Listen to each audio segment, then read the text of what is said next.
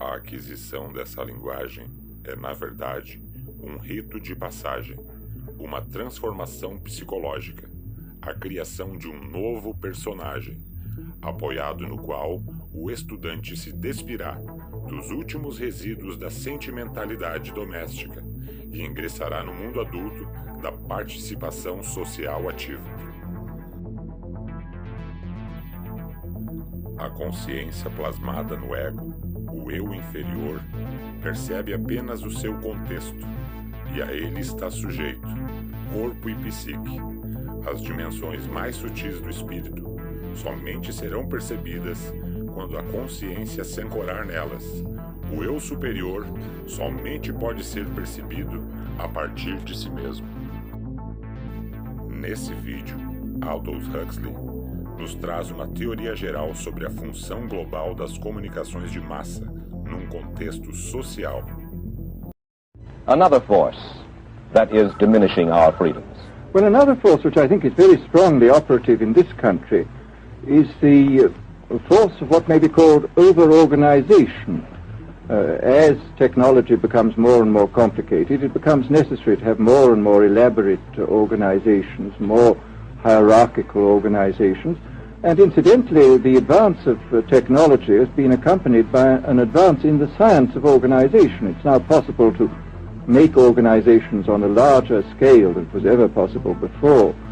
And so that you have more and more people living their lives out as subordinates in these hierarchical systems controlled by bureaucracies, either the bureaucracies of big business or the bureaucracies of big government. Now, the devices that you were talking about, are there specific devices or methods of communication which diminish our freedoms in addition to overpopulation and over-organization? Well, there are certainly devices which can be used in this way.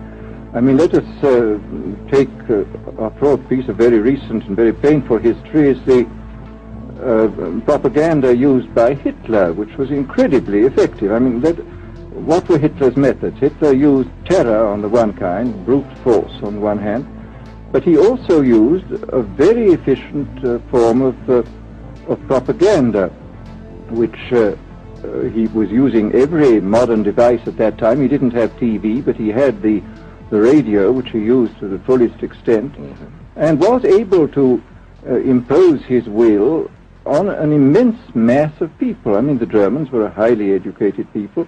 Well, we're aware of all this, but how do you equate Hitler's use of propaganda with the way that propaganda, if you will, is used, let us say, here in the United States? Are you suggesting that there is a parallel? Needless to say, it's not being used in this way now.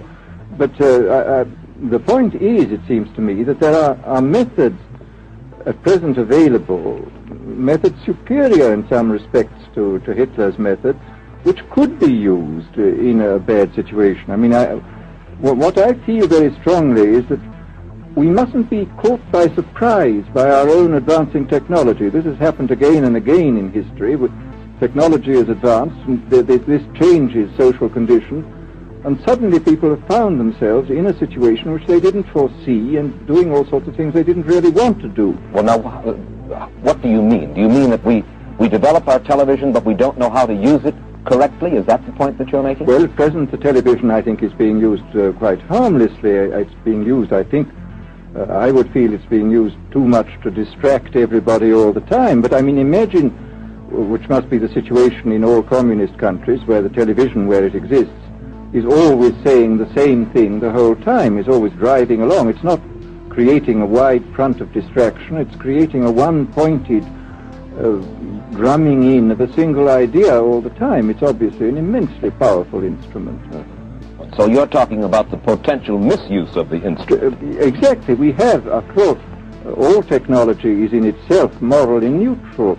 These are just powers which can either be used well or ill as drugs. We know there's enough evidence now for us to be able, on the basis of this evidence and using a certain amount of creative imagination, to foresee the kind of uses which could be made by people of bad will with these things, and to attempt to forestall this. And in the same way, I think with these other methods of propaganda, we can foresee and we can do a good deal to forestall. I mean, after all, the price of freedom is eternal vigilance. And we'll be persuaded to vote for a candidate that we do not know that we are being persuaded to vote for. Exactly. I mean, this is a rather alarming feature, that you're being persuaded below the level of choice and reason.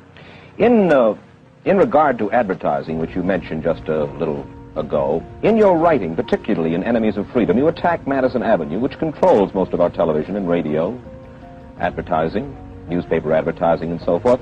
Why do you consistently attack the advertising agency? Well, no, I think that advertisement plays a very necessary role, but the danger, it seems to me, in a democracy is this.